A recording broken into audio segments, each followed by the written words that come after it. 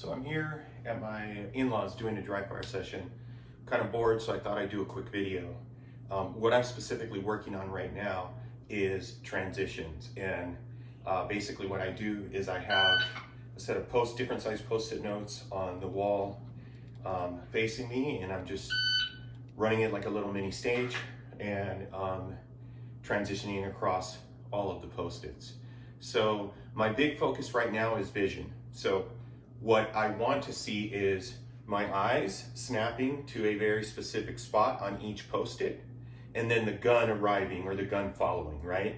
And then as soon as I see the right amount of sight picture to get an acceptable hit on that target, I fire, and then my eyes move on. So as soon as that trigger breaks, my eyes are moving on to the next target. What I don't want to see is I don't want to see myself go target dot focus. So basically my visual focus going between target focus and dot focus. That's one of the things that I find that happen when I'm shooting. The other thing that I don't want to see as well is that when I'm snapping my vision to a target, it's not to a specific spot. That's another thing that kills my accuracy, is where I kind of just look in the general direction of the target, I see brown, and I start firing. So, those are the things that I'm trying to identify and fix as I'm going through this dry fire session. So I'll go through a few, and I'm going to talk through what I'm seeing and how it's going.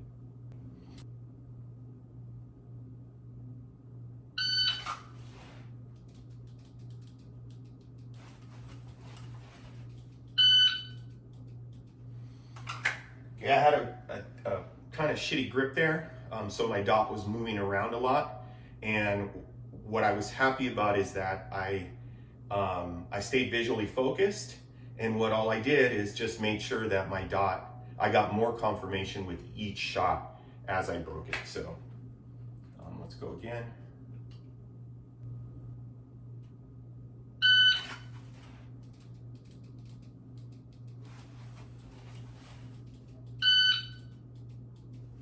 Okay, that was good here.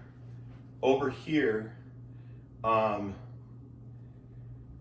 didn't focus on a specific spot on some of these targets. And the reason why I know that is because I became very aware of all of the post-its or all of the simulated targets around that one target. I found that to be a very good cue to when I'm not focusing to a small spot. And again, it's not that when I'm focused on a small spot, I don't see the other targets, because I kind of do, but I'm not aware of them as much. So again, those are some of the cues that I find helpful for myself to keep myself honest with my dry fire. But my vision seems to be ahead of the gun in snapping on most of the targets.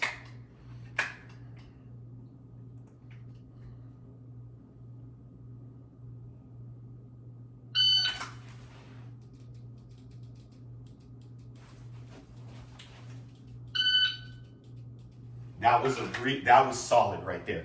Everything I wanted to see happen. Snap to a specific spot. I'm moving my eyes as soon as I break that second trigger press.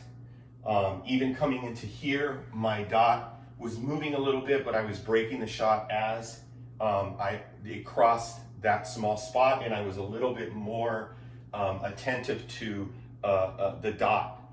And not the dot itself, but what the dot looked like when I was breaking the shot on these targets. So that was actually a very, very effective run. Let's do one more.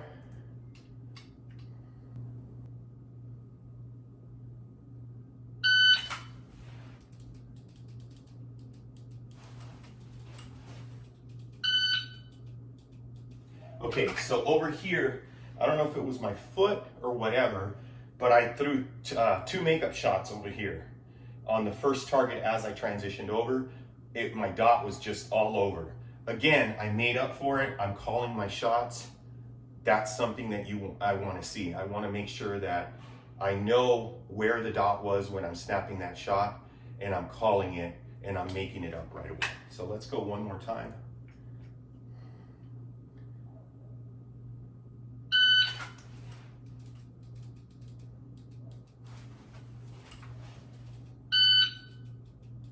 Okay, again, another good run.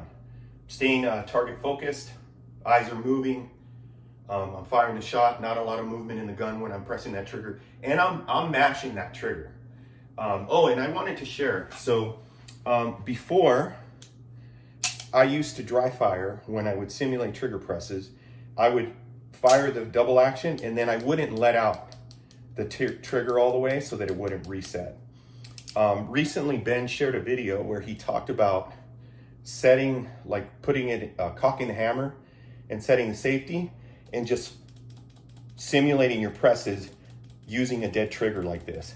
I prefer this method now because I find myself really mashing the trigger and coming all the way off, slapping it the way I do in live fire. So it simulates my live fire and dry fire, where the other way, because I knew I couldn't let off the trigger all the way or else it would reset, I was kind of altering things in dry fire.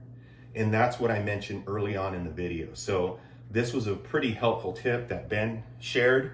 That's been paying dividends for me. I love it. So hopefully that was helpful. It wasn't too boring. I know watching somebody else dry fire is even more boring than dry firing yourself. So hopefully you guys enjoyed that.